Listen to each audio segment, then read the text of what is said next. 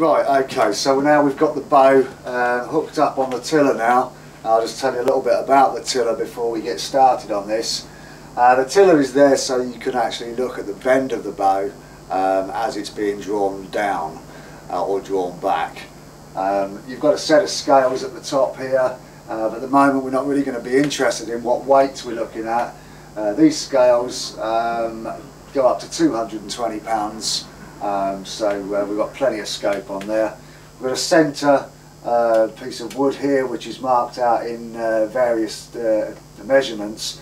I like to measure them from 22, then you've got 24, 26, 28, 30 and 32. These bits of tape going across, they're just a nice horizontal line so you can actually, when you're actually bending the bow, you can actually see and use it as a guide. We have a band on here which is placed on the centre line going down to a hook here which is pulled down on this rope via this pulley all the way back around about 12 feet to a boat winch. Now I use a boat winch simply because the sort of draw weight bows that I make a lot of are too heavy for me to physically draw it back with my arms. So I use a boat winch. I can then stand back off the bow and actually look from a distance at the shape. So as you can see now, we've got the bow in there. We've got a long string on it now. You can still see the slight forward set in the bow, which is nice. What it will have a tendency to try and do is to try and flip. So I like to put a little bit of pressure on it first just to get it nice and steady in there before I start to bend it. Now we're only going to bend it maybe 4 or 5 inches initially, just to see what's going on and see if we've got see if we've got the actual limbs nice and even. So let's get on and do that. Okay, we're going to start the initial tillering process now. I've got the bow under very slight tension. It's showing up there on the scales at around about 8 pounds. It's just there to not keep it nice and steady. What I like to do first is not to really pull the bow too much. I just like to put me rest my leg on the rope and just gently move the bow down. This is hardly moving the bow, but as you can see by the scales, even that small amount is now up that draw weight to 20 pounds. Okay. At this stage, it is quite critical that you don't overstress the bow. You don't pull it too far too early. We've got to teach this wood how to bend, and this is what we're going to be doing. One of the other important things you must remember when you're tillering, if you have a target weight that you want to hit with the bow, never draw the bow down so it goes beyond that draw weight. You've overstressed it at that point, you could cause a set, and then really the bow will not be as good as it would have been had you actually stayed under the weight. So whatever the target weight is, never go under it. So never go over it.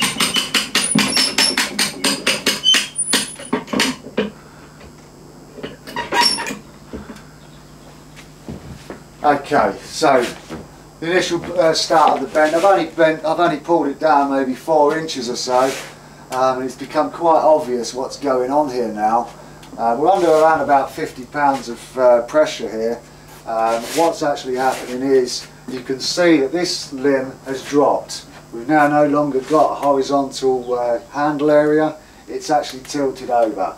What this suggests is that this limb is not as strong as this limb, so we need to rectify that before we go any further. So what we're going to do is going to remove some wood from here, only a small amount, maybe a couple of scrapes with a scraper, and then we'll put it back on here and we'll see what we've got. The other thing I am noticing is that we've got a bit of a bend here at a very early stage, so it could be that this tip is a bit weaker than it needs to be. So we'll keep an eye on that as we go. But the first thing I'm going to do is to remove some wood off here, and hopefully then we get them to start moving together. Okay, so now we're back over on the bench again. We've got to remove some wood off this top limb, as I said earlier. What we're going to use some cabinet scrapers. Various different shapes and sizes that you can get for a cabinet scraper. one of the most important parts of it is to keep them sharp. Now it doesn't look like much of a tool, but this will actually be one of the only tools and probably your favourite tool whenever you make bows. It will remove a lot of wood very quickly, so yeah, again, be careful with it, and well, I'll show you how it works.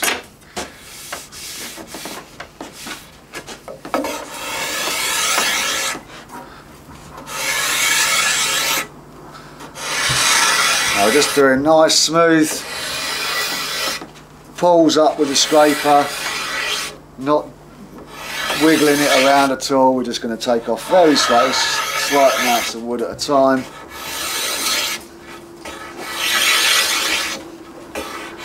And I take it off the whole limb, just working all the way around.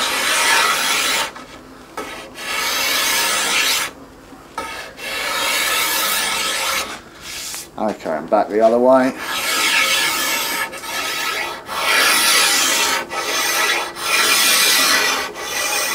Just keeping it nice and even.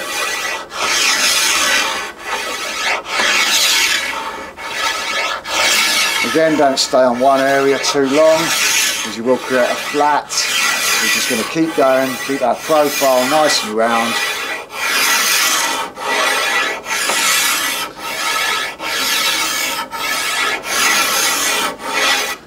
Okay, that may be enough. We'll put it back on the tiller and we'll have a look. Right, okay, so we've now removed a little bit of wood from this top limb, because that was the one that was a little bit stiff earlier. Both limbs are now bending a lot more evenly, as you can see. We're still a little stiff here in the centre section, which I'll address next. But as you can see, both limbs now are starting to move. You've got a nice bend going here in the midsection on both sides. We've got no hinges or anything which could cause us problems. So next stage is just to remove a little bit of wood from the centre here to get the centre of the bow moving a little bit more. I'm going to take a lot out of here because I like to keep the bows a little bit stiff in the handle, so that the actual centre doesn't actually come round until you get to around about 29-30 inch draw length. So I'm going to mark it up here, probably around about 6-8 inches either side of the centre, and I'm just going to remove a small amount of wood between here all the way around, and that should actually start that centre moving. Right, okay, so now I'm going to take out some of this centre section here. I'm going to use a cabinet scraper again for this. I'm not going to take a lot of wood out, maybe a couple of passes all the way around, just enough to clean off the pencil line and maybe take another scraping off after that. And that should be enough initially, and then hopefully we can get the thing braced, and then we'll take a look at it, see what it's like.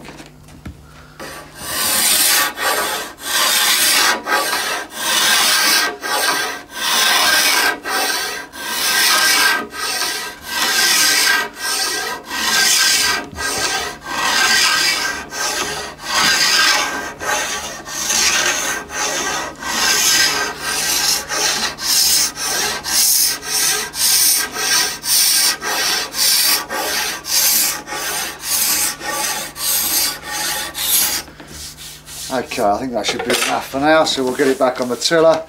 We'll have a look to see if she's bending a little bit more in the centre, and take it from there. Okay, we've got the bow back on the tiller again now. One of the things I like to do is keep the handle section horizontal, use one of these tape marks as my guide for that. And as we bring it down, if the bow limbs are acting evenly as they should, then that horizontal handle area section should stay horizontal as I pull the bow down. So we're going to just put it under a bit of pressure now and see what we get.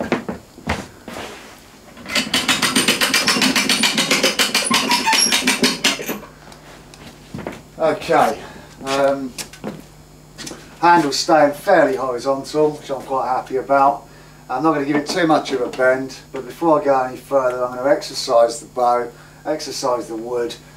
This is going to compress the area on the belly where I've taken wood from, stretch the fibres on the back on the hickory, and it should just settle the bow in a little bit, so I shall just do that. Take it nice and slowly.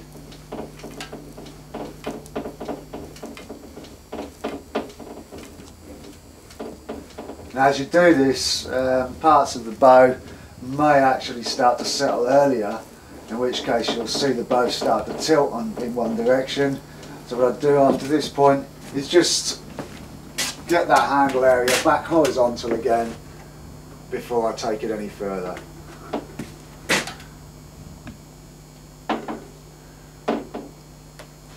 Okay, leave it at that. I'll just draw the bow down a little bit now.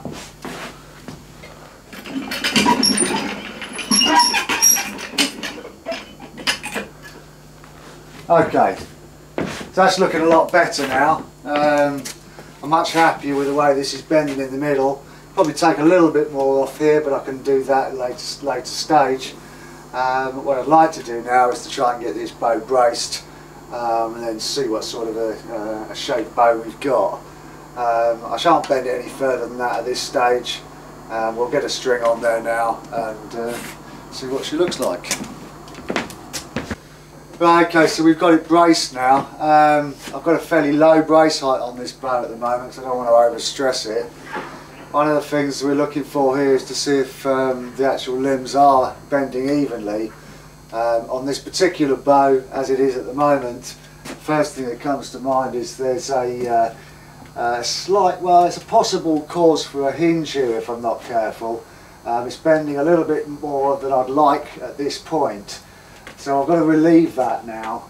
To relieve it, I'm going to actually reduce this area of the limb a little bit more so it starts to bend at an earlier stage.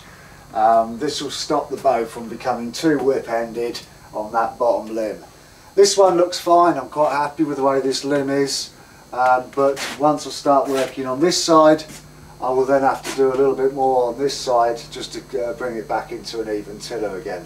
So I'm going to mark this up now around about here, and I'm going to remove wood from this area. I should do this with the bow at brace.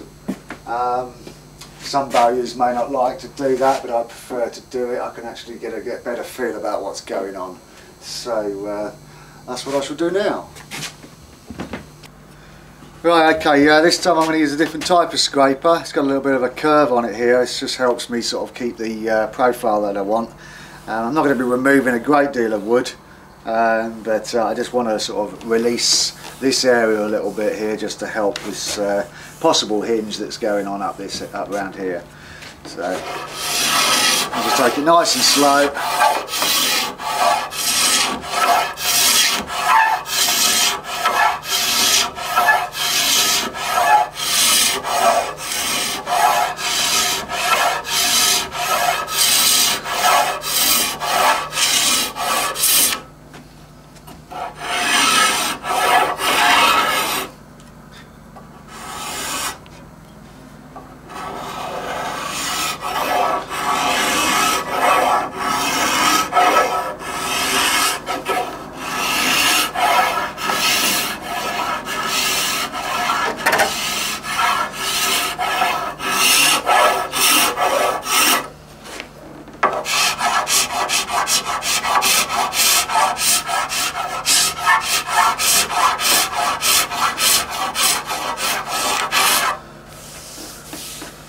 Okay, that's all I'm going to take off there for the moment. I'm going to basically now put it back on the tiller, see how that's bending again, and we'll see where we go. Right, okay, so we've removed a little bit of wood now from the centre of the bow. We've also taken a bit more off this area here because there was a possible hinge causing starting to become apparent there. I'm much happier with the shape of the bow now. This limb's got a nice even curve on it now. So we're going to just stretch it in a little bit and see what we've done. If we've done, because we've actually worked on this limb, what difference it makes to this one. So we may need to do some more work on this, but we'll see once we've actually started to move it.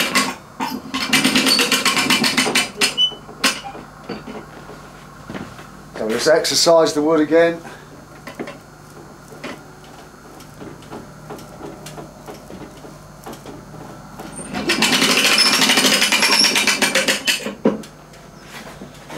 Okay, the bow's starting to come round quite nicely now. Quite happy with this limb, it's starting to look okay. This one I'm now a lot more happy with. One of the things you must remember is that this bottom limb, being shorter, needs to be a little bit stiffer. The reason why it's short is because of the handle section. If you remember when we were doing the marking out, we had a centre line. On the top limb we only made up the handle area 1 inch above and the rest of the handle 3 inches below. Now the reason why you do this, and I'll just grab another bow here. I'll take this one, it's a nice big Italian U-boat. Okay, we've got our centre arrow pass mark there. Centre of the bow's here. When you actually hold the bow, the centre point is here, but you're actually putting the butt side of your hand, or the heel of your hand, fairly low down the bow, so when it starts to bend, this is going to be its bend point as well as here, so that's the handle area. I'm happy with the shape and the tiller of the bow, even though I've only drawn it down a certain amount. At this stage what I'm going to do is I'm going to fit the horn nocks now. The reason why I do it at this stage is because I will have to final tiller the bow, and I much prefer doing that with the horn nocks fitted. I've only taken the bow down to about 18 inches, maybe 20 inches, and it gives me a good indication of what's going to happen later on. So we'll fit the horn now, and then we'll get into final tillering stage, which will be the next thing that we do.